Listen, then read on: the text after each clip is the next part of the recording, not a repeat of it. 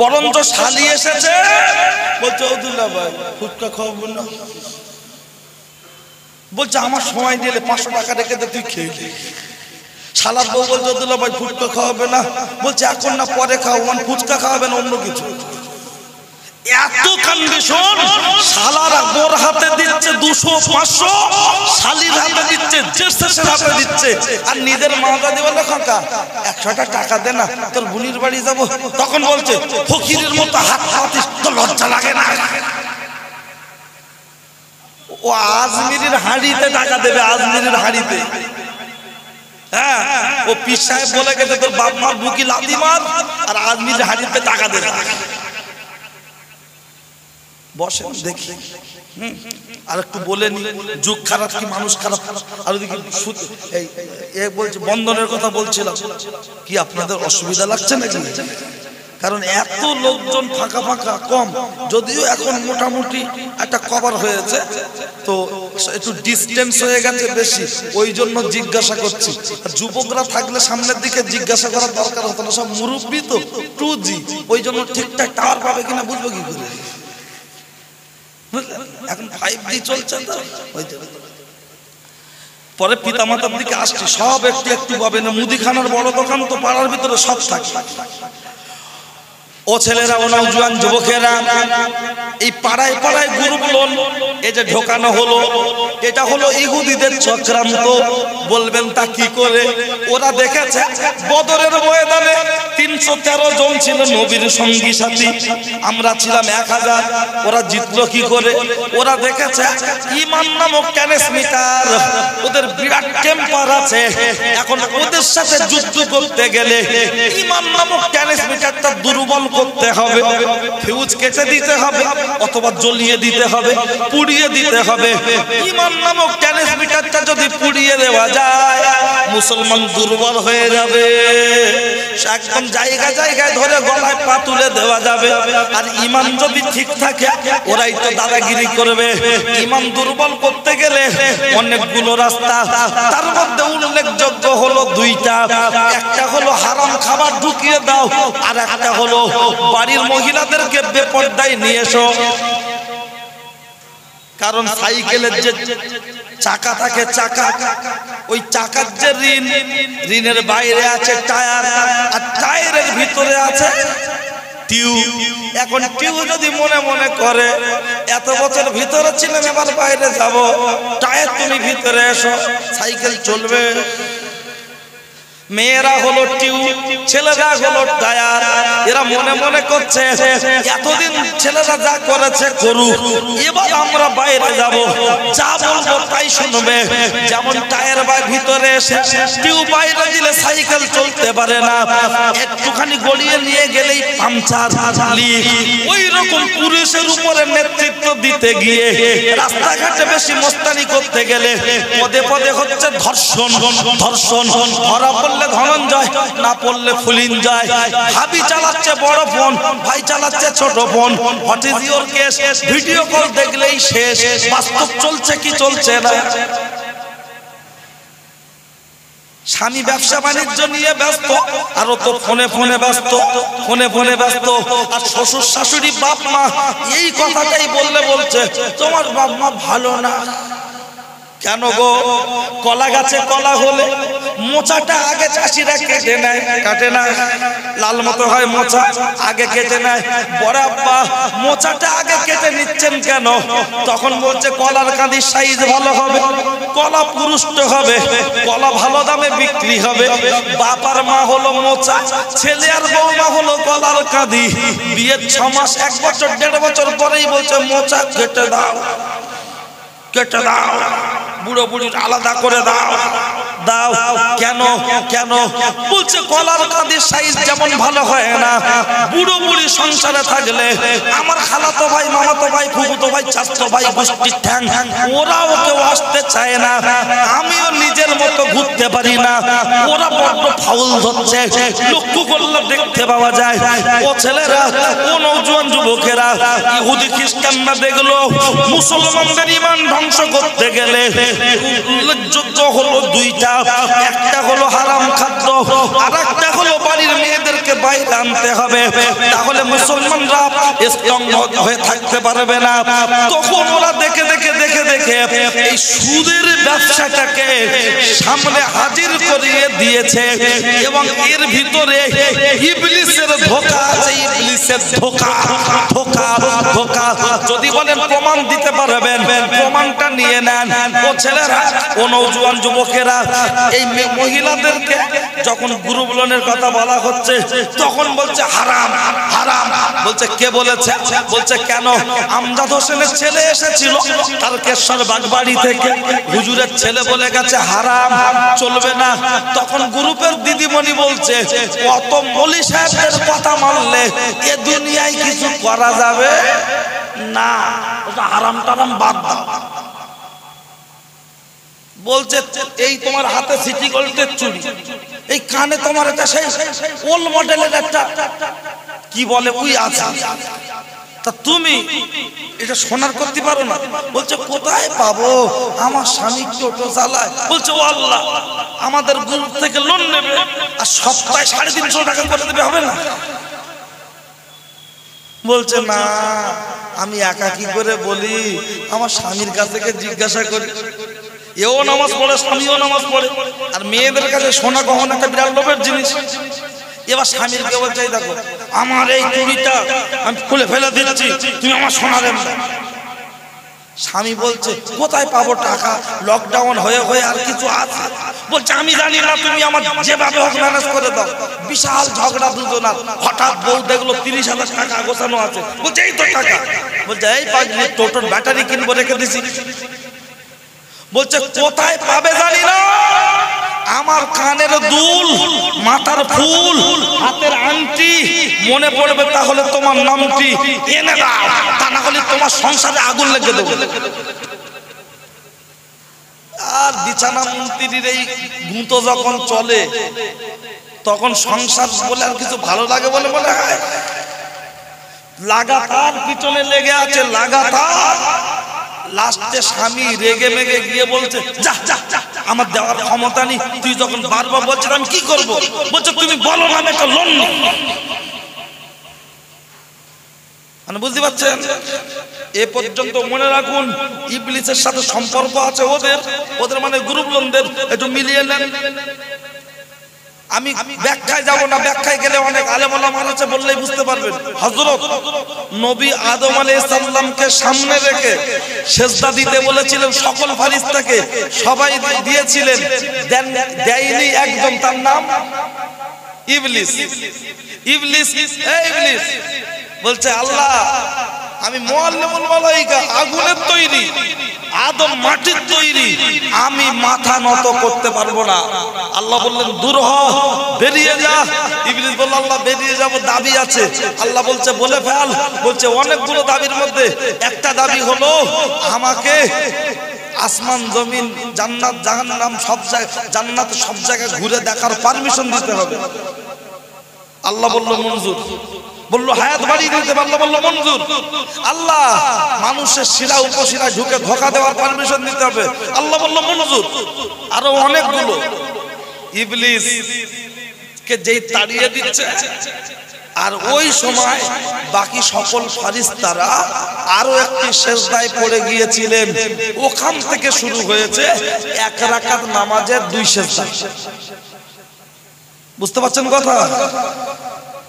একটা ছিল আল্লাহর হুকুম, আর একটা ছিল আল্লাহর ভয়। না জানি ইবলিস আমাদের শিক্ষক, তাকে তাড়িয়ে দিচ্ছে, না জানি যদি আল্লাহ আমাদের তাড়িয়ে দেয় আর একটা সিজদা দেয়। ইবলিস ওখান থেকে বেরিয়ে গেল যেমন তেমন রূপ ধরার ক্ষমতা নিয়ে। জান্নাতের দরজার সামনে গিয়ে দেখছে রেদওয়ান ফেরেশতা আছে, বলছে সালাম আলাইকুম। রেদওয়ান ফেরেশতা দেখে বলছে এই তুই সেই ইবলিস না? বলছে হ্যাঁ। বলছে এই তুই হুজুরের ড্রেস পেলি কোথায়, মাথায় পাগড়ি, গায়ে জুব্বা? বলছে জোগাড় করতে হয়েছে। বলছে জান্নাতের ভিতরে যাব। রেদওয়ান ফেরেশতা বলছে হবে না, কিন্তু আল্লাহর কাছ থেকে যখন হুকুম পাশ করা আছে যে কোনো মূল্যে জান্নাতে ঢুকবে কি ঢুকবে না? ওই মুখে দাঁড়িয়ে ছিল একটা, ওই মুখের ধারে ছিল একটা পাখি, পাখিটার নাম হলো ময়ূর। ময়ূরকে বলছে দোস্ত একটু ভিতরে যেতে চাই।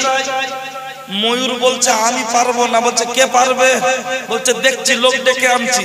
বলে লোক ডেকে আনলো, যে ব্যক্তিটা, সেই ব্যক্তিটা কে জানেন? তার নাম হলো সাপ।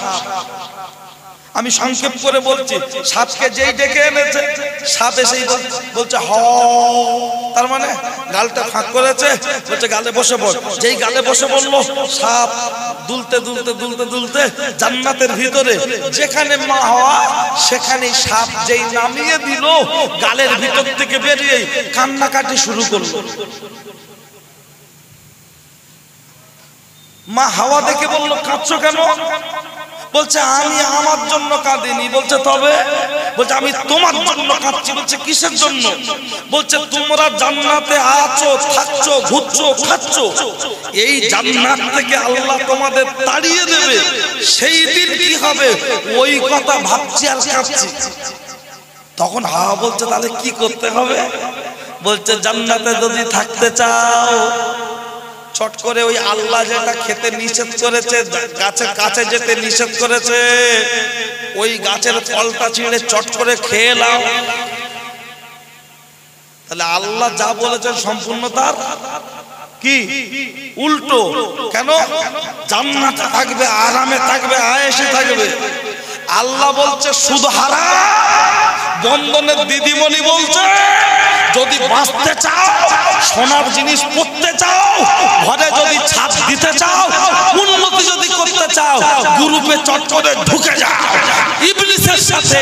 আর বন্ধনের সেক্রেটারি কথার মিল আছে না নাই?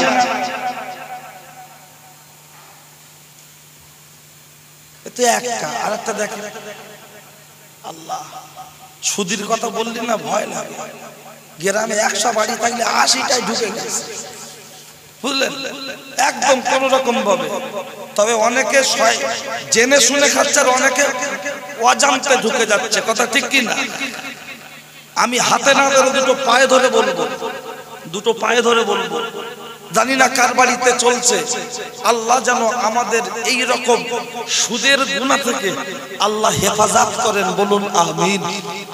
সুদ খেলে আপনারা শুনেছেন, তারপরেও বলছি, কারণ আপনারা যেটা শুনেছেন ওটা হলো র্যান্টাক 300 পাওয়ার, আর আমি যেটা বলছি এর পাওয়ার হলো প্যান্ডি। বুঝতে পারছেন দাম কত? বুঝলেন? যেখানে আল্লাহর কোরআন বলছে আহাল্লাহুল বাইয়া ওয়া হারামার রিবা, তোমাদের জন্য ব্যবসা হলো হালাল, সুদটা হলো হারাম।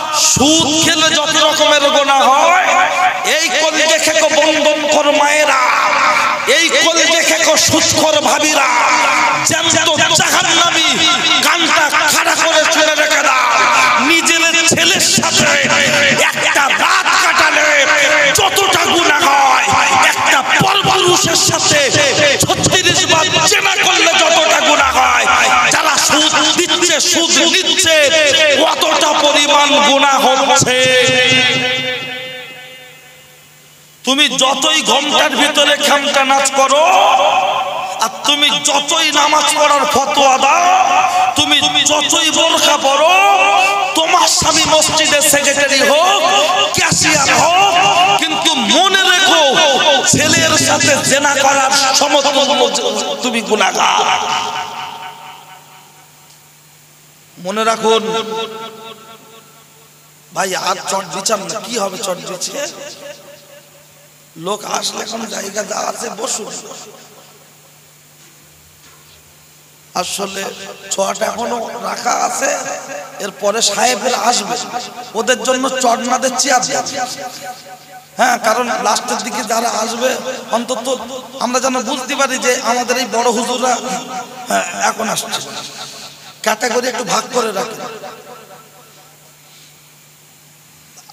যাদের টাকা হয়ে যায় না, তখন আল্লাহ থেকে মানুষ এমনি দূরে সরে যায়। অভাব হোক না, মোটর ভ্যানওয়ালা ধরেই বলে এ ইঞ্জিনের ডিস্টার্ব টানে না, আর পা ভ্যানওয়ালা বলছে আল্লাহ যতক্ষণ ক্ষমতা রেখেছে চলুক আল্লাহ, পেট্রোল মারছে বলছে আল্লাহ আল্লাহ, আর যখন অভাব থাকে তখন বলে আল্লাহ আল্লাহ, আর যখন টাকা থাকে তখন বলে সব আমার। কথা ঠিক কিনা?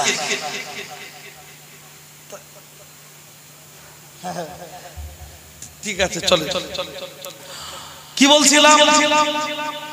আমার মনে আছে, আপনারা মনে রাখুন, আমি অনেকটা ছাড়িয়ে ফেলেছি কথা, ঘুরিয়ে সেখান থেকে আবার আস্তে আস্তে ফিনিশিং এর জায়গায় না আসলে হবে না। ভাই ও বাবাজি, হাওয়া তখন বলছে আমি একা কি করে বলবো, আমার স্বামীর কাছে যাই।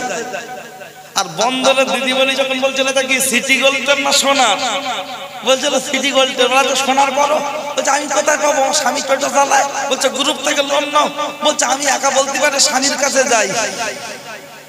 মিলছে? ভাই ও বাবাজি, পরিশেষে গাছের ফল খাওয়া তো দূরের কথা, গাছের ধারে কাছে যাওয়াও নিষেধ। কিন্তু নারী ছলে বলে কলে কৌশলে হাওয়া ছিঁড়ে জান্নাতি শরবতের সাথে দিয়ে নবী আদমকে বলল খাও। শরবত দিচ্ছি, আদম নবী গালে ঢেলে দিয়ে বুঝতে পেরেছেন মিশানো আছে, গলাটা টিপে ধরে গালে আঙুল দিয়ে বমি করে তুলে ফেললেন। গা থেকে পোশাক খুলে পড়ে গেল, নগ্ন হয়ে গেল। কিন্তু খাক আর নাই খাক, গাছের কাছে যাওয়া নিষেধ। খাক আর নাই খাক, আল্লাহর হুকুম অমান্য হলো কি হলো না?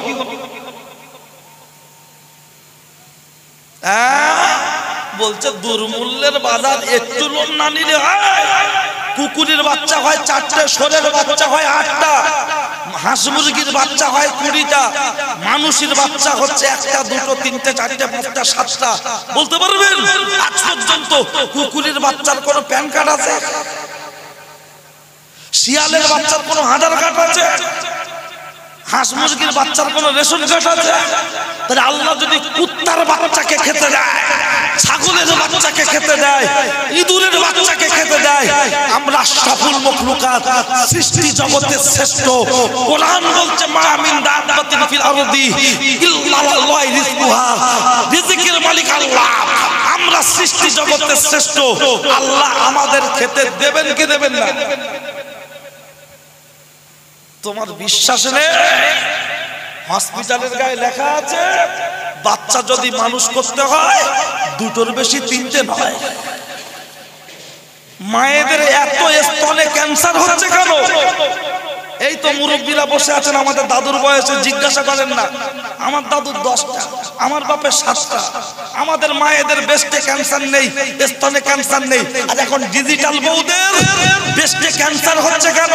ফিগার ঠিক রাখার জন্য বাচ্চার দুধ খাওয়াবেন না, একটা দিন খাও খাও। এখন হচ্ছে সব বয়স্ক লোক সামনে, কি বলি বলেন? তারপরেও বুঝে রাখুন উপস্থিত জনমন্ডলী, কোথায় বলতে বলতে এসেছি। আর একটুখানি আগিয়ে দিই। হযরত আদম আলাইহিস সালামের যখন পোশাক খুলে পড়ে গেল, আমার আল্লাহ কুদরতি ভাবে গার্ড করে রেখেছেন, কোন ফারিস্তাকে দেখার সুযোগ দেননি। তাফসীরের কিতাব এসেছে পাশে ছিল পেয়ারা গাছ, পেয়ারা গাছকে বলা হলো পাতা দাও। পেয়ারা গাছ 5টা পাতা দিলেন মা হাওয়াকে, মহিলাদের জন্য কাফনের কাপড় কটা? 5টা। আদম নবী বললেন হাওয়া 5টা পেতে আমি পাবো না। পেয়ারা গাছ দিল 3টে পাতা, পুরুষের জন্য কাফনের কাপড় 3টে। 5টা আর 3টে কাপড় নিয়ে, এই পাতা নিয়ে দুজনের শরীরটাকে ঢেকে ফেললো। পেশাব পায়খানা লেগেছে। আল্লাহ বললেন এটা জান্নাত হবে না, চলো বেরিয়ে চলো। তোমাদের এই যে কাজটা তোমরা করেছো, এর জন্য তোমাদের কয়েকটা শাস্তি ঘোষণা। জান্নাত থেকে বহিষ্কার করা হবে, হাওয়া এবং আদম দুজনকে ডিস্টেন্সে রাখা হবে, ইত্যাদি ইত্যাদি। তার মধ্যে আরেকটি হলো মায়েদের মাসে মাসে যে শরীর খারাপ, ব্লাড দেখা দেয়, কেন? কোথা থেকে সূত্রপাত?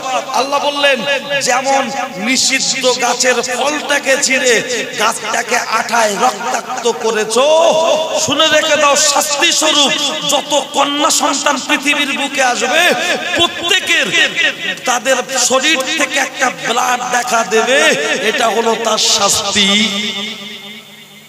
ঢুকছে মাথায়? তারপরে বলা হলো যেখানে পুরুষ মানুষ একজন সাক্ষী দিলে কাজ মিটে যাবে, সেখানে মেয়েদের সাক্ষী দিতে হবে 2জন। ওই জন্য আমি মাঝে মধ্যে বলি মেয়েদের বুদ্ধিও কম, ভাগে জমি জায়গাও ফারাইজ করলে কম হয় না বেশি? বুদ্ধি কম কিন্তু বকে বেশি। এত বকা বকবে যেন মনে হয় ও সব বোঝে। বুঝলেন?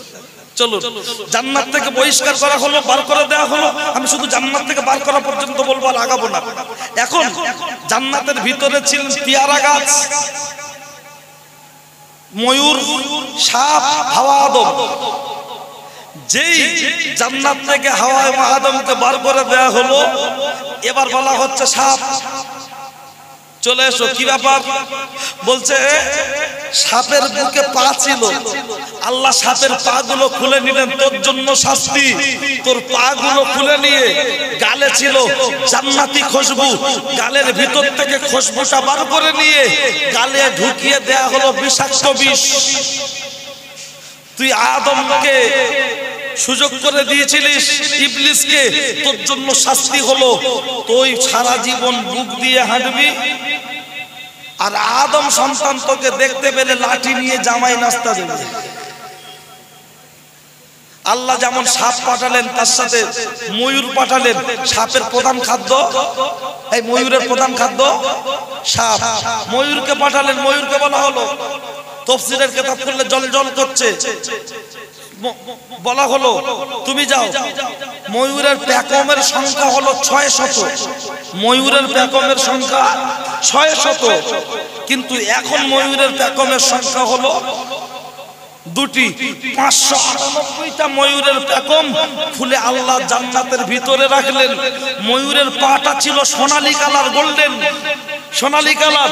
আল্লাহ বললেন তোমার পাটাকে বিচ্ছিরি করে দেয়া হবে। তোমার চেহারা দেখে মানুষ ভালো বলবে, তোমার পা দেখলে লোক চোখ ছিটকাবে। কথা বাস্তব কি বাস্তব না? তারপরেই পাঠিয়ে দেয়া হলো পেয়ারা গাছ, বেরিয়ে যাও। কেন? আল্লাহ বলল তুমি আদম আর হাওয়াকে পাতা দিয়ে সাহায্য করেছো, তোমার জন্য শাস্তি, জান্নাত থেকে বহিষ্কার। তাহলে আল্লাহ কত বড় রহমানুর রহিম, গফুরুর রহিম। পাঠালেন আদম হাওয়া, পাঠালেন সাপ।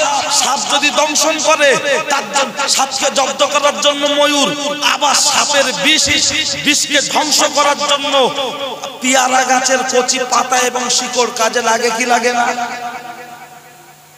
একটা জায়গাতে সাপ রেখে দিয়ে দুটি পেয়ারা গাছের কচি পাতা একটু শিকড় দিয়ে দেখবেন, সাপ এমন করে শুয়ে থাকবে, মনে হয় যেন সাপের এনার্জি হচ্ছে, নড়াচড়া কম করবে, বেঁচে থাকবে, কিন্তু ওর বিষের ক্ষমতাটা অনেক কমে যাবে। বলার উদ্দেশ্যটা ছিল কোথায়? হারাম, সুদের ব্যবসা। সুদের ব্যবসা যেমন জান্নাতের ভিতরে গিয়ে হাওয়া এবং আদমকে শয়তান ধোঁকা দিতে চাইলেন, দুনিয়ার বুকে বিভিন্ন ছদ্মবেশে টুপিওয়ালা, দাড়িওয়ালা নামাজিদের ভিতরে এই বন্ধন নামক ব্যবসাটা ইবলিসের কাছ থেকে এজেন্সি নিয়ে, টেন্ডার নিয়ে ভিতরে ঢুকিয়ে দিচ্ছে। এটাকে চরমভাবে খেয়াল রাখার দরকার। এদিকে বলে হুজুর আমার কেউ টাকা ধার দেয় না, কি করবে? ছোট হুজুরের জীবনী বললে তো কোন বলবেন সুবহানাল্লাহ। 52টা ছেলে মেয়ে মসজিদের ভিতরে শুয়ে আছে, বাড়িতে রান্নার চাল নাই। হুজুর কাউকে কিছু বলেননি, শুয়ে ঘুমিয়ে আছেন। ঘুম ভাঙলো, এই একজন ব্যক্তি এসে সালাম দিয়ে ডাকলেন, উঠলেন, হাতে হাতে মোসাফা হলো, একটা ব্যাগ ধরিয়ে দিয়ে বলছেন এই না। ব্যাগটা খুলে দেখলেন ব্যাগে অনেকটা টাকা। হুজুর টাকাটা হাতে নিয়ে মেজো ভাইয়ের কাছে চলে গেলেন, অর্থাৎ কে? মেজো হুজুর পীর কেবলার কাছে গিয়ে মেজো ভাইয়ের পায়ে সালাম করলেন। বড় ভাই আর ছোট ভাইয়ের সম্পর্কটা দেখুন। সালাম করে কথাবার্তা হয়ে বলছে ভাইজান এই টাকাটা আমাকে কে দিয়ে গেল, আমি তো চিন্তা করছি এটা কি আমার খাওয়া যাবে?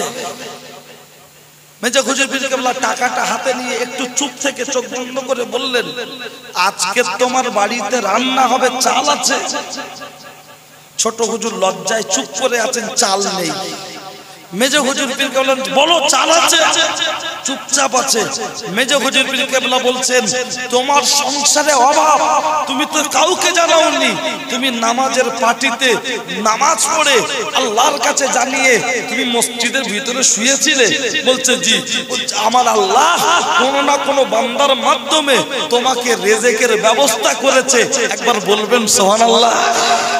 ছোট হুজুরের ওয়াজ শুনে সুবহানাল্লাহ বলি, খুব ভালো লাগে। আর সেই হুজুরের মুরিদ আমরা, সেই সিলসিলার মানুষ আমরা। অথচ হুজুর আমরা তোমাদের দেওয়ানা, গুরুগুলো না আমাদের বউরা ছাড়বে না। ও হুজুর আমরা তোমাদের দেওয়ানা, সুদ খাওয়া সহজে ছাড়বো না। ও হুজুর আমরা তোমাদের দেওয়ানা, 5 ওয়াক্ত নামাজ সঠিকভাবে পড়বো না। ও হুজুর আমরা তোমাদের দেওয়ানা, আমরা প্রতি মাসে ফুরফুরা শরীফ যাব, কিন্তু বাপ মার সাথে খুব ভালো সম্পর্ক রাখবো না। আজকের এমনও মানুষ আছে বাপের কবরের ধারে দাঁড়িয়ে পেচ্ছাপ করে আর আজমিরের হাঁড়িতে গিয়ে টাকা দেয়। এরকম ডিজিটাল শয়তান আছে না নাই? লজ্জা, এটা আমাদের জন্য জাতীয় লজ্জা। ও ছেলেরা, ও নওজোয়ান যুবকেরা, ও আমার মুরব্বিয়ান বাপ, অন্যায় হলে আমার করে দেবেন মাপ। প্রসঙ্গ আমি আপনার মাঝে বলতে বলতে পর্যন্ত যখন চলে এসেছি, আমি কথা বিস্তার হয়েছে, আর ওদিকে কথা বাড়িয়ে দেব না। চলুন একটু ব্যাক করুন, একটু ব্যাক করুন। ও ছেলেরা, আমি কোথায় বলতে বলতে পর্যন্ত চলে গিয়েছিলাম, আপনারা ভুলে গেলেও আমাকে তো ভুললে চলবে না। আমি ছেলে আমজাদ, অত সহজে কোনো কথা দেব না বাদ। বাড়ি তার কেশ্বরবাগ বাড়ি, কথাগুলো বলবো বাড়াবাড়ি, রাগ করবেন না তাড়াতাড়ি। আমি আপনার মাঝে বলতে চেয়েছিলাম, ও ছেলেরা, ও নওজোয়ান যুবকেরা, প্রসঙ্গ বলছিলাম নামাজ, নামাজ, নামাজ। নামাজ থেকে বলতে বলতে বলেছিলাম যুগ খারাপ কি মানুষ খারাপ?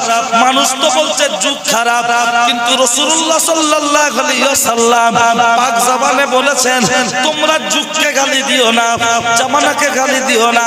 জামানাটা হলো আমার জামানা, আমি রাসূল আমার জামানা, তোমরা জামানাকে গালি দিও না। যুগ খারাপ কি মানুষ খারাপ বলতে গিয়ে আর একটি মাত্র উদাহরণ রাখবো। ও ছেলেরা, ও নওজোয়ান যুবকেরা, যেখানে আল্লাহর কোরআন বলেছেন ওয়াকরনা ফি বুয়ুতিকুন্না ওয়ালা তাবারাজনা তাবারাজাল জাহিলিয়াতিল উলা।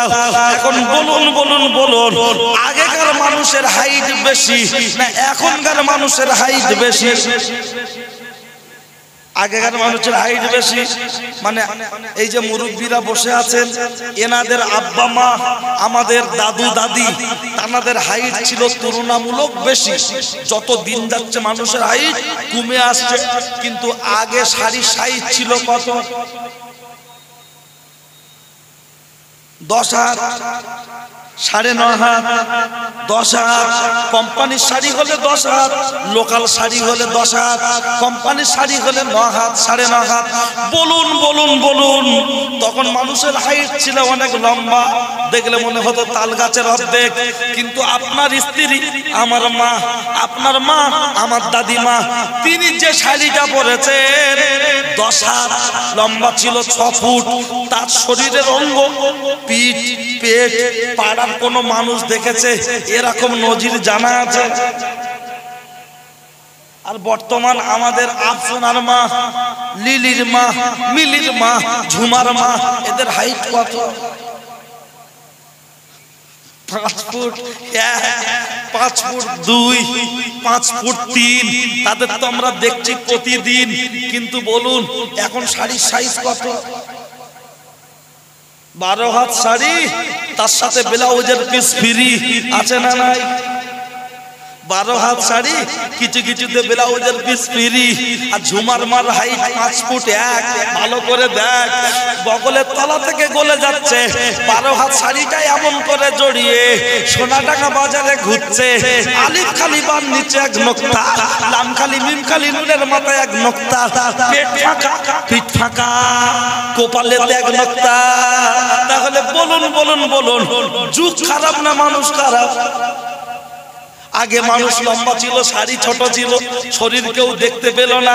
আর এখন মানুষ ছোট, শাড়ি বড়, তারপরও দেখা যাচ্ছে কি যাচ্ছে না? আগে রাস্তায় চলতো অটো, এখন পাড়ায় পাড়ায় চলছে টোটো। গাড়িগুলো দেখতে বড় ছোট, রাস্তায় চলছে বেশি, বউরা চেপে হচ্ছে খুশি, ভিতরে বসে বলছে জেলে দাও আলো। সোঙা টাকার লোক যেন আমাদের মুখ দেখে বলে ভালো, ও কথা তো বলতে হবে বলো, লক্ষ্য করলে দেখতে পাওয়া যায়। এদিকে মানুষ বলছে যুগ খারাপ, যুগ খারাপ, যুগ খারাপ।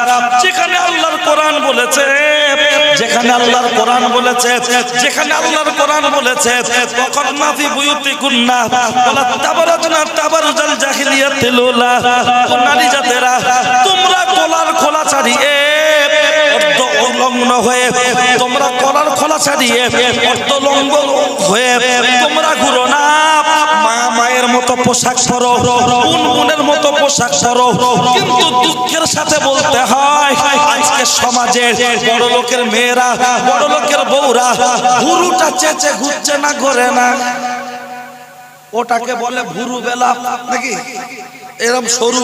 বলবে হুজুর তোমার ওয়াজ করতে নিয়েছি, এসব বলছো কেন? বাবা ওয়াজ কারে বলে? বলে ওয়াজ বলে কানে হাত দিয়ে টান মারবে, 2 ঘন্টা কম দম ফেলবে না, ওর নাম ওয়াজ। আর তুমি এসব কি করছো? এসব ওয়াজ না, এসব হলো ওয়াশ। সব সময় কলে পানি ওঠে, মাঝে মাঝে ওয়াশ করতে হয় না, এটা ওয়াশ হচ্ছে। আমার মতো মলি সাহেবের না, জাহান্নামের কাতারে দেখবেন, আজকে উঁচু জায়গায় বসে আছি, জাহান্নামের কাতারে দেখবেন এই মলি সাহেবরা চলে যাচ্ছে। কি ব্যাপার? সোনাডাঙ্গার লোক বলবে সালা 15,000 টাকার ভিজিট ছিল, মাল ধরা পড়েছে। বিরাট বড় বড় ডায়লগ। কেন? আমরা সত্য কথাটা বলতে পারি না, বললে আর দাওয়াত করবে না। কিন্তু দাওয়াতের দরকার নেই। অন্তত আমার বাপ জলসা করে ফিরে যাওয়ার পথে ভোরের বেলা গাড়ি অ্যাক্সিডেন্টে ইন্তেকাল করেছিলেন নগরুকুড়ায়, আর আমি যেখান থেকে জলসা করে বাড়ি ফিরতে পারবো গ্যারান্টি আছে? মৃত্যু হতেই পারে। সুতরাং জীবনের শেষ ওয়াজ মনে করে যে কাজটা করব, সেই কাজটা শেষ কাজ মনে করে করলে আশা করছি ভালো হওয়ার সম্ভাবনা থাকে। কথা ঠিক কি না? আর ছেলেরা বর্তমান যা এদিক ওদিক ঘুরে বেড়াচ্ছে, ও তো যেন মানে 3-4 হাজার বছর বাঁচবে। চুল কেটেছে জানেন, এই চারি সাইডই ফাঁকা, আর উপরে ওর নাম নাকি মোরগ কাটি। তা ও যদি মোরগ কাটি এরকম কাটে, ওর বউ মুরগি কাটিং কেমন দেবে? এটা তো ভাবার দরকার। আর এই চুল কাটলে না, তখন দাজ্জালের কথা মনে হয়। আল্লাহর কি রে, ও কথা আবার অন্যদিন হবে। শোনেন কি বলছিলাম, ও চাচা রাগ করে চলে যাচ্ছেন নাকি বাবা? আচ্ছা ঠিক আছে, হেড অফিস ডিস্টার্ব, ঠিক আছে খেয়াল করুন ভাই ও বাবা জি। এই যে ভুরু চাচ্ছে, আচ্ছা কেন আমার এই ভুরুটা দেখছেন, এ মাঝখানে কোনো ফাঁকা টাকা আছে? পুরো জোড়া। তা আমার ক্লাস ফ্রেন্ড, আমি ক্যালকাটা ইউনিভার্সিটির ছাত্র, তো আমার একজন ক্লাসের মেয়ে বলছে সাদ্দাম ভাই, আমি তখন ফার্স্ট ইয়ারে প্রথম ভর্তি হয়েছি, তা আমার বলছে আপনার ভুরু আর রাস্তার বাম পাশ সমান। আর তখন ভুরু বেলার তুলে আমি বুঝি। তা আমার ড্রাইভার ছিল একটা ছেলে, ও মোবাইল ভালো করে আমি যাই, এই ভুরু এরম হয়, আমার চওড়াটা কি হয়েছে? লোক বলছে বাম্পার মতো কলেজে গেছি। বলছে ভুরু চাষে জানো না? না। পুরো মোবাইল ভালো করে দেখাচ্ছে, পুরো এরম সরু। কেন? আচ্ছা আল্লাহর এই সৃষ্টি, এতে কোনো ভুল আছে? আল্লাহ বলেছে গোপ যা বাড়বি বাড়বি, তুই জানো এই মুখটা চাপা পড়বি না। আজ পর্যন্ত বলতে পারেন পৃথিবীর কোন লোক এই ভুরু এত বড় হয়েছে চাগিয়ে ধরে হাঁটতে হয়েছে? আজ পর্যন্ত দাড়ি এত বড় হয়েছে গামছার মতো গুটিয়ে এনে হাঁটতে হয়েছে? আল্লাহ বলেছে ভুরু যা বাড়বি বাড়বি, চোখ চাপা পড়বি না, তোর মরণ পর্যন্ত ভ্যালিডিটি 1.5 ইঞ্চি। দাড়ির বলেছে যা বাড়বি বাড়বি, যেন আমার বান্দার অসুবিধা না হয়। আর এরা মনে করছে আল্লাহ সব ঠিক দিয়েছে, কিন্তু ভুরুটা গন্ডগোল। আচ্ছা এই চোখ, এই নাক, এই গাল এরকম না দে, গালটা যদি 14 নম্বর রেলগেটের পাশে দিত, মানে হেড চেম্বারের পাশে, আর নাকটা যদি হাঁটুতে দিত, আর চোখটা যদি পায়ের তলায় দিত। এখন আপনি একটা আপেল খাবেন, পচা কি ভালো কথা চেক করতে দেবেন?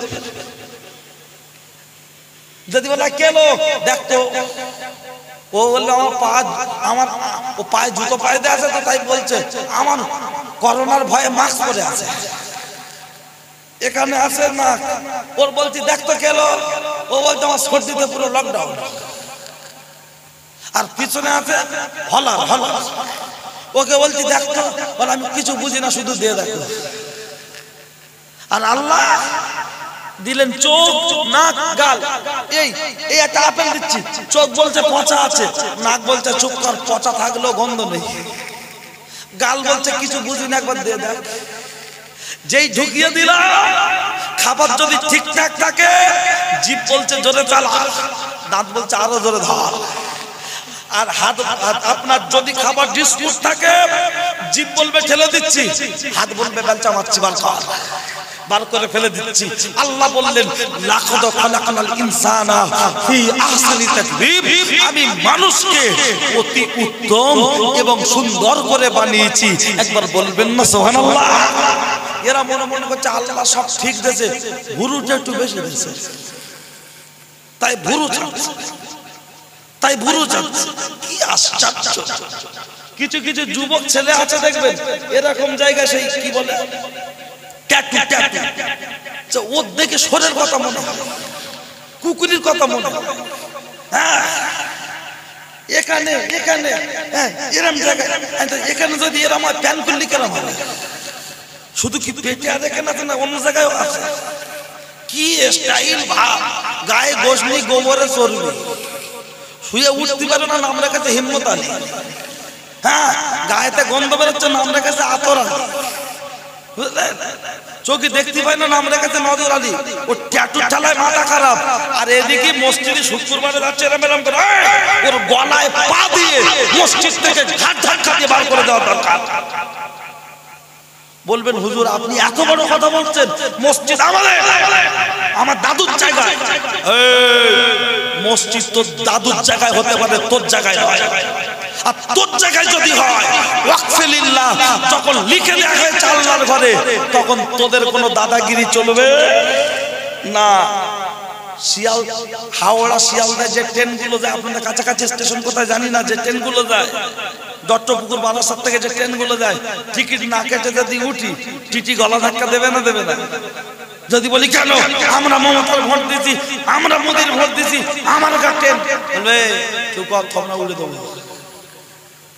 তাহলে ট্রেনের টিকিট না কাটলে যদি গলা ধাক্কা দিতে পারে, তুমি আল্লাহর ঘর মসজিদ, আল্লাহর দুনিয়া জমিন, এর উপরে হাঁটতে গেলে তোমাকেও টিকিট কাটার দরকার আছে না নাই?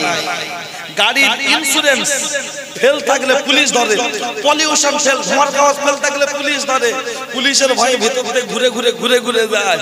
আর আল্লাহর জমিনের উপরে মানুষ নামক গাড়িটা চলতে গেলে এরও পলিউশন, অর্থাৎ শরীরটাকে পাক রাখার দরকার আছে না নাই?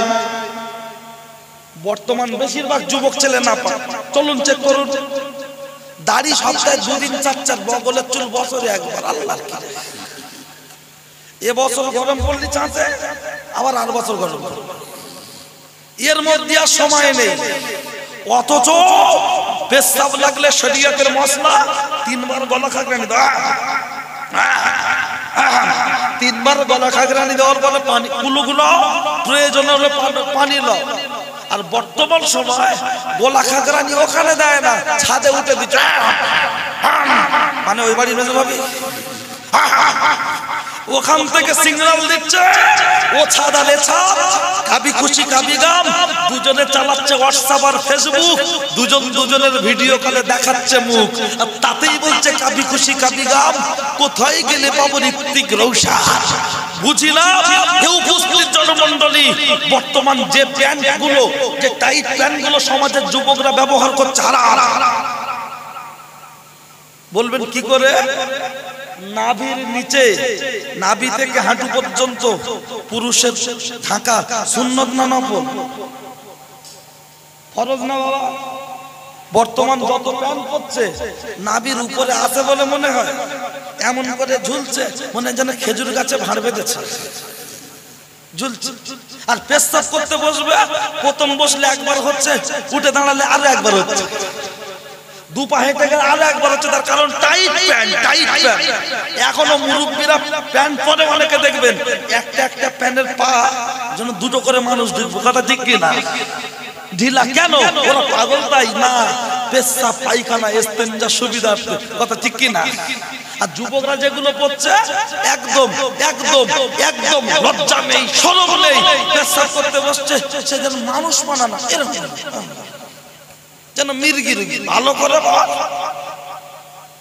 রাসূলুল্লাহ হাদিস শরীফে বলেছেন, হাদিস বলে দিই তা না হলে বলবো আর গল্প করেছে। রাসূলুল্লাহ হাদিস শরীফের মধ্যে বলেছেন আকসারুল আযাবিল কবরে মিনাল বাউল, বেশিরভাগ কবরবাসীর কবরে আযাব হবে পেশাব আর পায়খানার কারণে। অনেক কমোড বাথরুম আছে, একটা কথা বললে আর একটা লাইন বেরিয়ে যায়। কমোড বাথরুম আছে এরকম চেয়ার মতো, বসে বললো এখান থেকে যখন প্রথম কিস্তি হচ্ছে ছাটাং পানি ছিটছে ব্যাগে ফাটাং, যখন ঝেড়ে দিল এই দুই সাইডে লেগে গেল, ধোয়ার সময় পুরো সোনাডাঙ্গা মোড়টা পুরো ধোবে না মেন গেটটা ধোবে?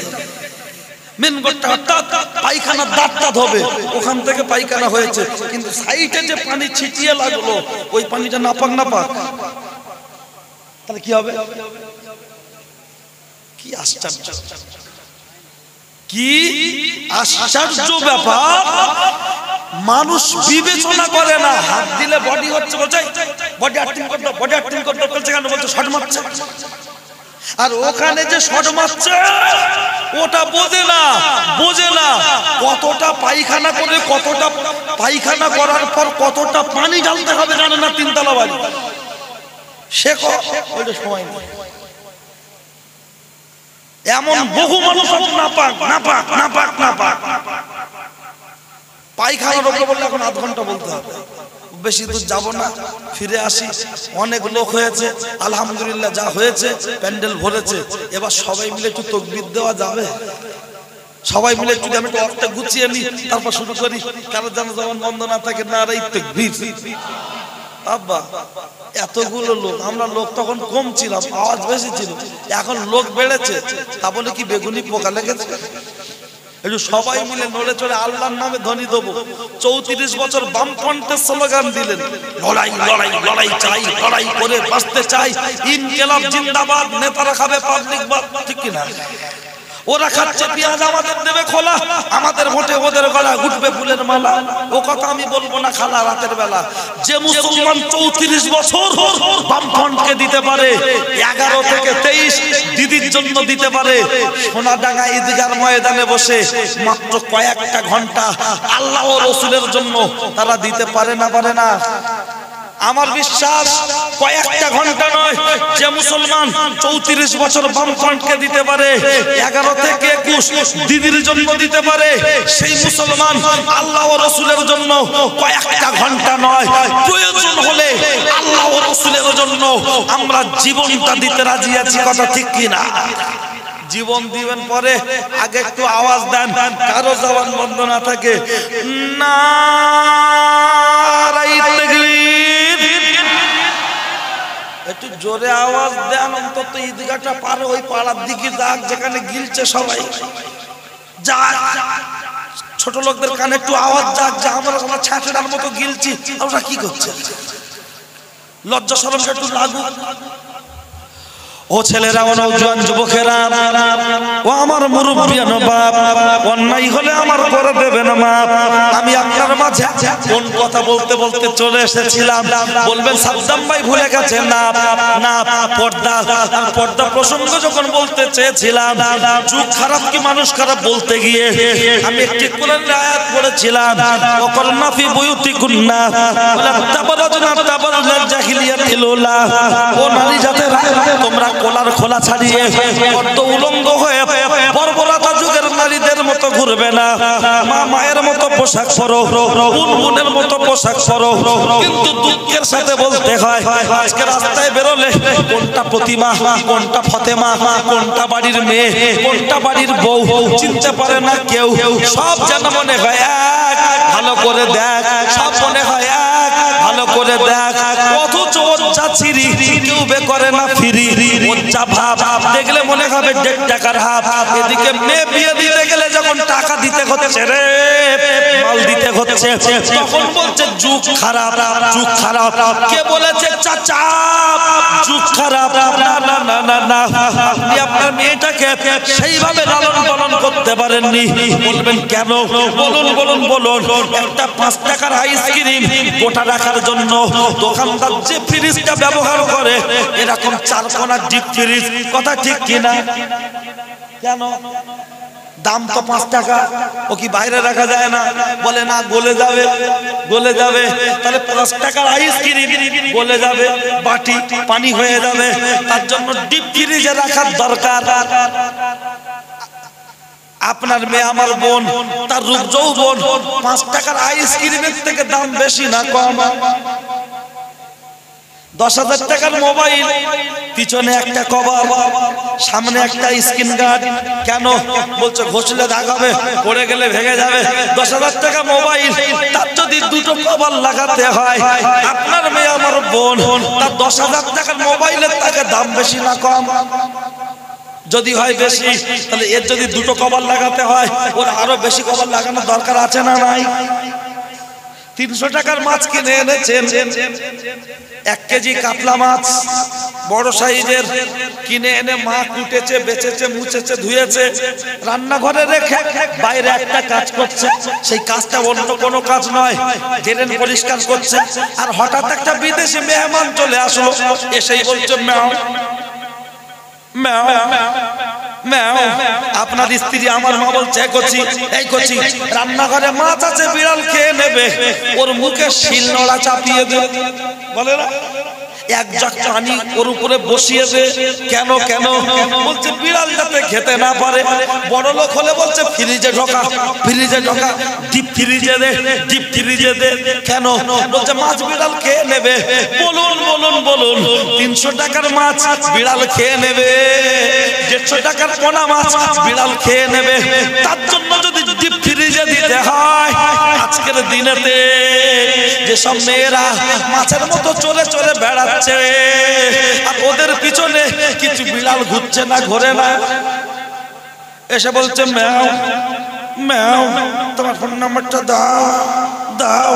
ম্যাও, মেয়ের মা বলছে আও খাও, গল্প করে যাও, তুমি তো ওই পাড়ার ছেলে, ভয়টাকে পাও, ম্যাও আও খাও।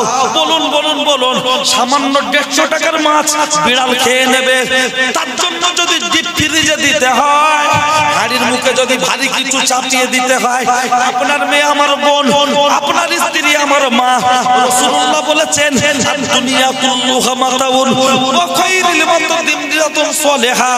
গোটা পৃথিবীর মধ্যে উত্তম ভোগের জিনিস হলো নারী, নারী হলো গুপ্তধন, তাকে ঢেকে রাখা প্রয়োজন।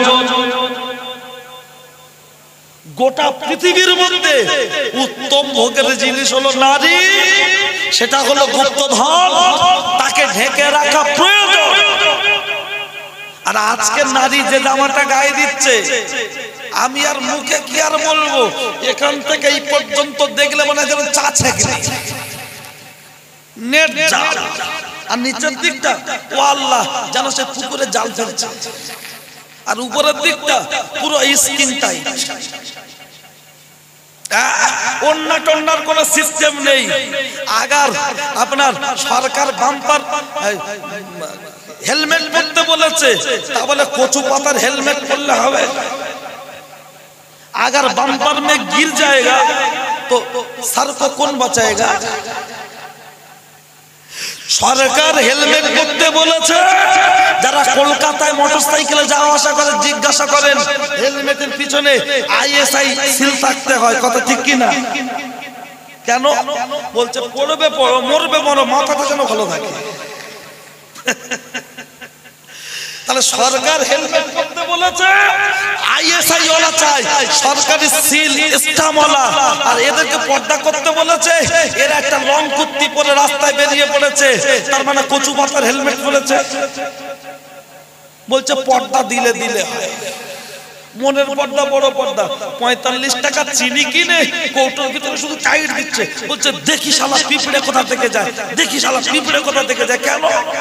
45 টাকা চিনি পিঁপড়ে ঢুকলে তোমার জ্বালা করছে, আর আমার মায়ের দিকে রাস্তার কোন পরপুরুষ দেখে বলছে আহা আকাশের চাঁদ নেমেছে, তখন তোমার জ্বালা করে না? 45 টাকা চিনির কেজি পিঁপড়ে ধরলে জ্বালা করছে, আমার বোনটার দিকে পরপুরুষ পিছনে লেগে বলছে হাসিনা ফোন নাম্বারটা দাও না, তখন জ্বালা করে না? সাবধান সাবধান সাবধান, হাতে না ধরে দুটো পায়ে ধরে বলছি, ব্যক্তিগত আক্রোশ শুধু টান সুর ডায়লগ শুনে চলে গেলে হবে না, কথাগুলো ফলো করুন, ভাবুন। বাস্তব জীবনে বলবেন ছেলে মেয়েরা কথা শোনে না, কেন কথা শুনবে না? আমি কখনো কখনো বলেছি, ক্যাসেটে মনে হয় আছে ইউটিউবে, সাদ্দাম হোসেন যুক্তিবাদী জলসা বলে লিখলে পেয়ে যাবেন, বাংলা ইংরেজি দেখুন। দাদু আর দাদি দুজনের সংসার, দাদু আর দাদি, এই যে বাচ্চারা বড় হয়ে কথা শুনছে না, এই কথাটাই বলছে। তার দাদু খুব চালাক, এই দাদিমা খুব চালাক, দাদু খুব বোকা।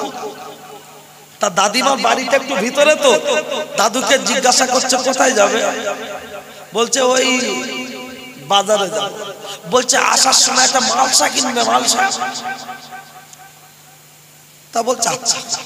তার দোকানে গিয়ে জিজ্ঞাসা করছে কমল মালসা কত রা? বলছে 2 টাকা 80 পয়সা, ছোট। আর কলসি? বলছে 3 টাকা 5 পয়সা। দাদু দেখলো 15 পয়সার জন্য কলসিটা অনেক বড় হচ্ছে, আর 15 পয়সা কম দিলে মালসা ছোট হচ্ছে। তাহলে আমার বুড়ি বলেছে মালসা নিয়ে যেতে, ওর পরিবর্তে যদি কলসি নিয়ে যাই তাহলে বুড়ি বিরাট খুশি হবে।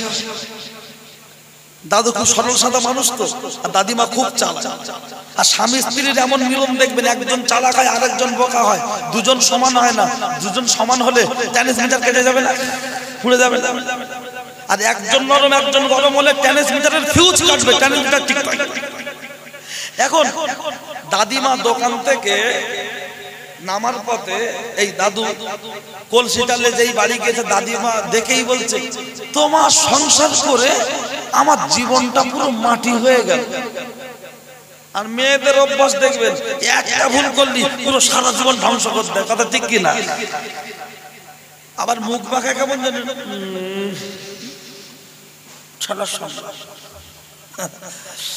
এখন দাদু বলছে কেন রা, কি হয়েছে?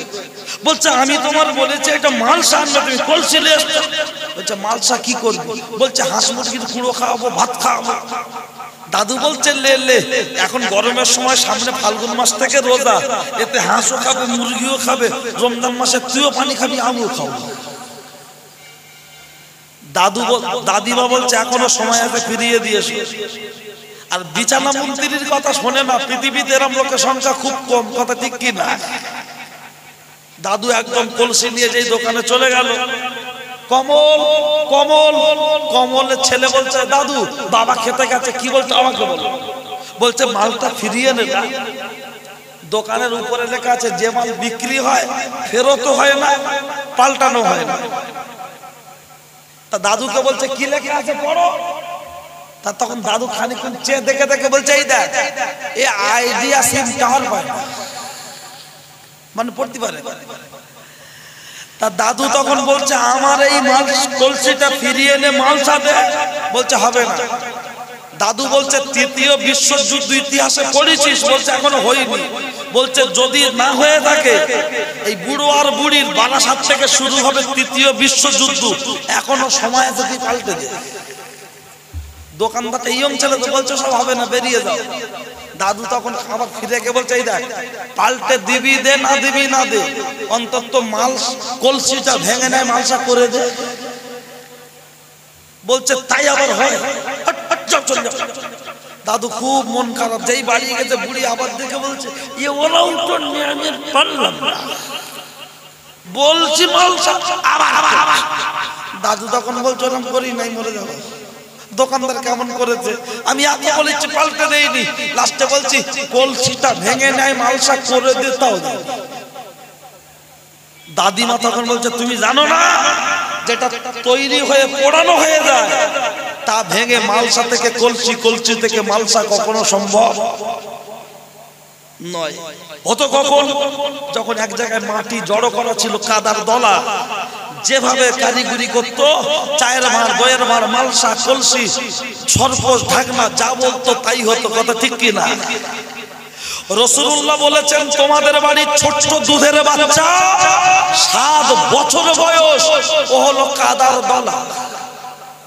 তুমি কি করবে? চোর, ডাকাত, গুন্ডা, মোস্তান, মাস্টার, ডাক্তার, ইঞ্জিনিয়ার এখন থেকে কর। আর যখন 25 বছর বয়স হয়ে গেছে তখন মেরে বলছে অন্য টালে, অন্য টালে। ওর মা 55 বছর বয়সে অন্য লেছে, আরো 25 বছর এলে। ছোটবেলায় জিন্স প্যান্ট আর টপ পরিয়েছে 15 বছর বয়স পর্যন্ত, আর এখন বলছে একটু মাথায় কাপড়, একটু মাথায় কাপড় দে। ও কোথা থেকে শিখবে? যেমন মালসা ভেঙে কলসি হয় না, কলসি ভেঙে মালসা হয় না, ছোট থেকে গঠন না করলে বড় বয়সে চট করে আপনার আমার কথা মানতে পারে না। না, ওই জন্য মোমবাতির ভিতরে সুতো না থাকলে যেমন মোমবাতিটা জ্বলতে পারে না, আপনার আমার ছেলে মেয়ের ভিতরে কোরআনের জ্ঞান না থাকলে তেমন চলতে পারে না। ইংলিশ মিডিয়ামে যায়, মক্তবে কজন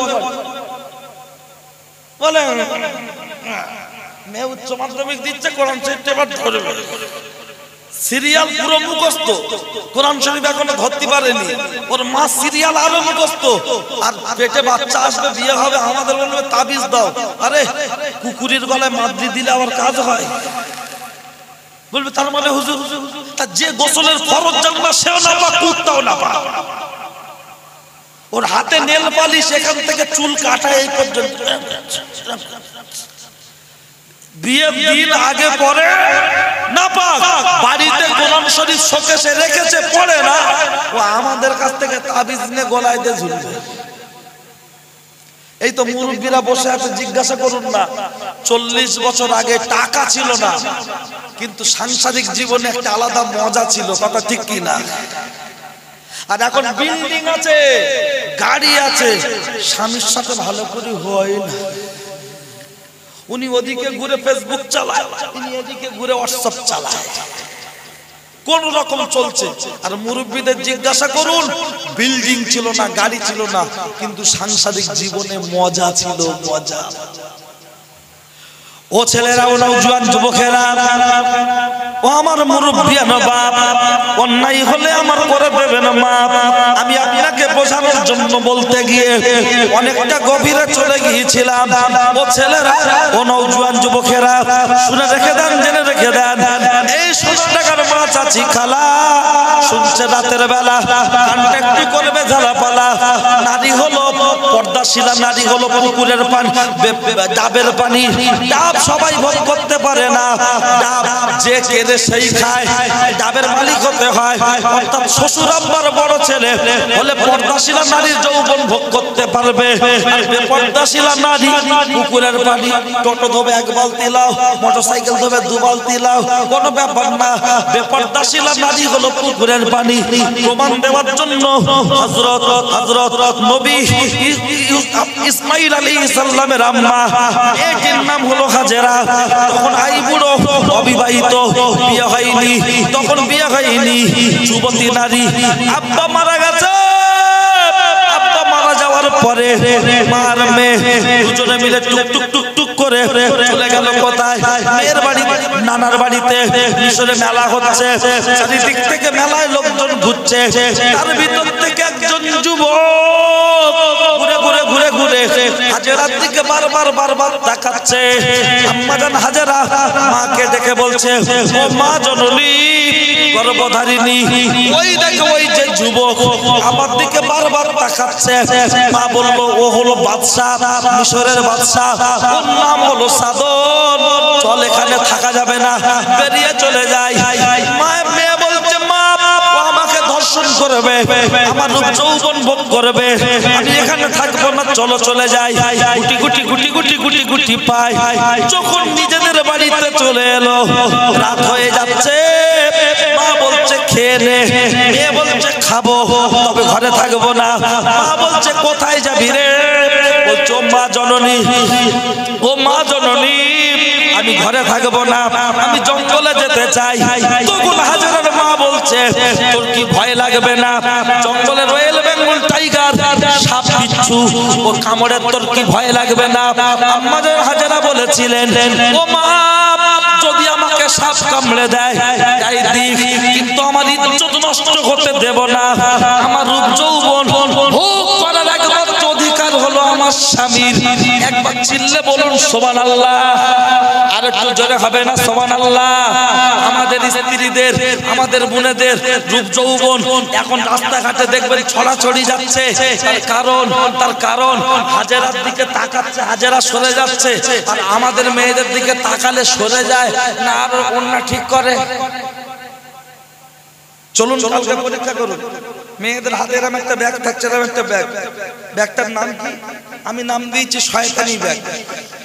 ওই ব্যাগটা ছোট ব্যাগ, ওতে ছোট্ট আয়না আছে। হঠাৎ করতেও কিচ্ছু না, ভাবি বাসে উঠে ট্রেনে উঠে টোটে উঠে ব্যাগটা খুলে লিপস্টিক লাগাচ্ছে। স্বামী মাঠে খেটে খেটে থবনা উঁচু হয়ে যাচ্ছে আর শুধু মেকআপ করছে। স্বামী বাড়ি আছে, তুমি টোটোয় বসে লিপস্টিক লাগাচ্ছ, বাসে বসে লাগাচ্ছ, ট্রেনে বসে লাগাচ্ছ কেন? বলেন না ওটা একটু এরকম হয়, ওটা একটু ওরকম হয়। লজ্জা করে না, শরম করে না? এ উপস্থিত জনমণ্ডলী, লজ্জা শরম থাকার তো দরকার ছিল। এমন হবে কিসের জন্য? হাজেরার দিকে দেখলে পালাচ্ছে, আর আমাদের দিকে দেখলে ওরা আরো মোবাইলে দেখে ঠিক করছে। মনে রাখুন আম্মাজান হাজেরা ঠিক এমন একটা সময় এলো যেই এই হাজেরাকে মা বলল তাহলে কি করবি? বলছে জঙ্গলে যাব। এই হাজেরা আমাদের পাড়ার কোনো হাজেরা নয়, হযরত নবী ইসমাঈল আলাইহিস সালামের আম্মা। যখন জঙ্গলে চলে যাচ্ছে মা দোয়া করছে, আল্লাহ আমার মেয়ে তোর জঙ্গলে তার একটা লোমে যেন কেউ ক্ষতি না করতে পারে। এই পৃথিবীতে তিন ব্যক্তির দোয়া কবুল, তার মধ্যে একজন হলো পিতামাতা। পিতামাতার দোয়া নির্দ্বিধায় আল্লাহর দরবারে কবুল। কথা ঠিক কি না? অনেকে বলে আব্বা নামাজ পড়ে না, মুখে দাড়ি নাই। বাপের মুখে দাড়ি নাই থাক, নামাজ নাই পড়ুক, ওই বাপের দোয়া এবং বদদোয়া দুইটাই আল্লাহর দরবারে কবুল। বুঝতে পারলেন কি বলেছি? ওই বাপের দোয়া বদদোয়া আল্লাহর দরবারে কবুল, ওই মায়ের দোয়া বদদোয়া কবুল। হযরত আম্মাজান হাজেরা যখন বেরিয়ে গেলেন, মা ঘরের ভিতরে বসে আছেন, দরজা বন্ধ করা। বেশ অনেকক্ষণ সময় হয়ে যাওয়ার পরে কিতাবের মধ্যে এসেছে আম্মাজান হাজেরা ঘরের ভিতরে, আম্মাজান হাজেরার মা ঘরের ভিতরে দরজা বন্ধ করা। কিছুক্ষণ পরে গোটা ঘরটা চারিদিক থেকে ঘেরাও করে ফেললো।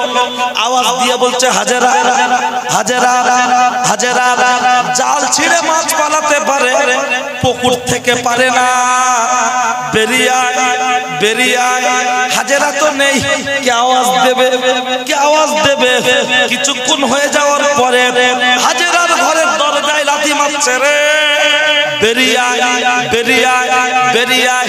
হাজেরার মা বলেছিল বাবারা বাবারা বাবারা, তোরা আমার গায়ে স্পর্শ করিস না, দাঁড়া দাঁড়া একটু অপেক্ষা কর, তোদের দাবি দাবা কি বল?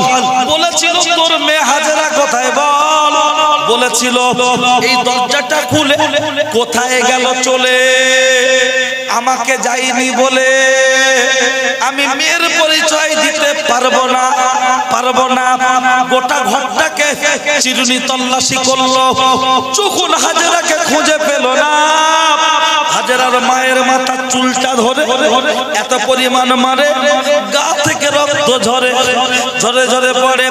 বল তোর মেয়ে কোথায় রে, তোকে বাঁচতে দেব না, একবার পরিচয় বল, তা না হলে বাঁচতে দেব না। হাজেরার মা চিৎকার করে বলেছিল আমি জীবন দিতে রাজি আছি, কিন্তু মেয়ের ইজ্জত নষ্ট হতে দেব না দেব না দেব না। একবার জোরে বলুন সুবহানাল্লাহ। আরে একটু জোরে বলুন সুবহানাল্লাহ। আমি বলেছিলাম পর্দাশীলা নারী ডাবের পানি, বেপর্দাশীলা নারী পুকুরের পানি। প্রমাণটা একটু নিয়ে নেন, কিতাবের মধ্যে এসেছে আম্মা জান হাজেরা মা যখন এমন বলল, হাজেরার মায়ের পায়ে দড়ি বেঁধে টানতে টানতে নিয়ে চলে যাচ্ছে। রাত গভীর, আস্তে আস্তে ভোর হতে যাচ্ছে। লক্ষ্য করলে দেখতে পাওয়া যায় সুবে সাদিক হয়ে গেল, সকাল হয়ে গেল, সারাদিন চলে গেল, আবার রাত এসেছে। আর যখন রাত এসেছে আম্মা জান হাজেরা মায়ের জন্য মনটা খারাপ কেমন একটা হচ্ছে। লক্ষ্য করলে দেখতে পাওয়া যায় গুটি গুটি গুটি গুটি পায় টুক টুক টুক টুক টুক টুক করে, টুক টুক টুক টুক টুক টুক করে হাজেরা হাজেরা মা যে ঘরটায় থাকতেন ওই ঘরের জানালার পাশে এসে বলছে মা মা মা মা। হাজেরা মনে মনে করছে মা ঘুমিয়ে পড়েছে, রাত অনেক, তাই সাড়া দিচ্ছে না। মন একটু ভিতরে যাই, ঘরের ভিতরে ঢুকে গেল। যেই ঘরের ভিতরে ঢুকেছে বিছানা চেক করে দেখছে মাকে পাওয়া যাচ্ছে না। সুন্দর করে চেক করে যখন পেল না, হাজেরার মনে পড়লো এই পাড়ার শেষে আমার মায়ের একজন বান্ধবী আছে খালা, একটু তার কাছে যাই, যদি মায়ের সন্ধানটা পাই। কিতাবের মধ্যে এসেছে আম্মা জান হাজেরার মা, আম্মা জান হাজেরা গুটি গুটি গুটি গুটি পায় খালামার বাড়ির পাশে গিয়ে বলছে খালা খালা খালা খুলে দেবে দরজা জানালা। আমি তো হতভাগিনী হাজেরা। খালামা দরজাটা খুলে মাথাটা বুকে চেপে ধরে বলল হাজেরা জোরে কথা বলিস না, জোরে কথা বলিস না, তুই একটু চুপ কর। কেন খালামা? বলছে মিশরের বাদশার পোশাক তারা তোকে খুঁজে বেড়াচ্ছে, এখনই যদি তোকে পেয়ে যায় তোকে গ্রেফতার করবে, বাদশার ওখানে নিয়ে চলে যাবে, তোর রূপ যৌবন ভোগ করবে। হাজেরা কেঁদে কেঁদে বলেছিলেন ও খালামা, ও খালামা আমার মায়ের সন্ধান কি দিতে পারবে? হাজেরার মায়ের বান্ধবী বলেছিল ও হাজেরা আমি চামড়ার চোখে দেখিনি, লোকের মুখে শুনেছি, যখন তোকে খুঁজে খুঁজে খুঁজে খুঁজে পেল না, গোটা ঘরটা চিরুনি তল্লাশি করল, যখন তোকে খুঁজে পাওয়া গেল না, ওই সময় তোর মাকে চাপ দিতে লাগলো, তোর মেয়ে হাজেরা কোথায় বল। যখন তোর মা সন্ধান দিচ্ছে না, তখন তোর মায়ের পায়ে দড়ি বেঁধে টানতে টানতে টানতে টানতে জেলখানায় বন্দি করে দিয়েছে। বেঁচে আছে কি মারা গেছে জানি না, জানি না, জানি না। কিতাবের মধ্যে এসেছে হাজেরা মা মা মা চিৎকার করতে করতে রে জঙ্গলের দিকে বেরিয়ে গেল। বেশ খানিকটা পথ অতিবাহিত হয়ে যাওয়ার পরে, অতিক্রম করার পরে আর হাঁটার মতো কোনো ক্ষমতা নাই, কোনো ক্ষমতা নাই। কিতাবের মধ্যে এসেছে আম্মা জান হাজেরা একটি গাছের গায়ে হেলান দিয়ে ঘুমিয়ে পড়েছে। পেটে ক্ষুধা, শরীরে ক্লান্তি, চোখে তন্দ্রা, আর হাঁটতে পারে না। একটি গাছের গায়ে হেলান দিয়ে বিশ্রাম করতে করতে আম্মা জান হাজেরা ঘুমিয়ে পড়েছে। স্বপ্নে দেখতে পাচ্ছে সামনে বিশাল বড় একটা, পিছনে বিশাল বড় একটা সাগর। ওই সাগরে একটা নৌকা চলছে, নৌকা, ওই নৌকায় চেপে আছে তিনজন।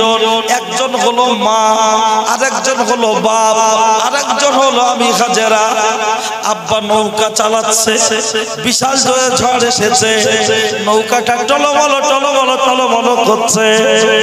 আব্বা পড়ে গেছে, মা উঠে নৌকার হাল ধরেছে, ঘুমটা ভেঙে গেছে, চোখটা খুলে দেখছে রে মিশরের বাদশার লোকেরা তিন দিক থেকে ঘরটা ঘেরাও করে ফেলেছে।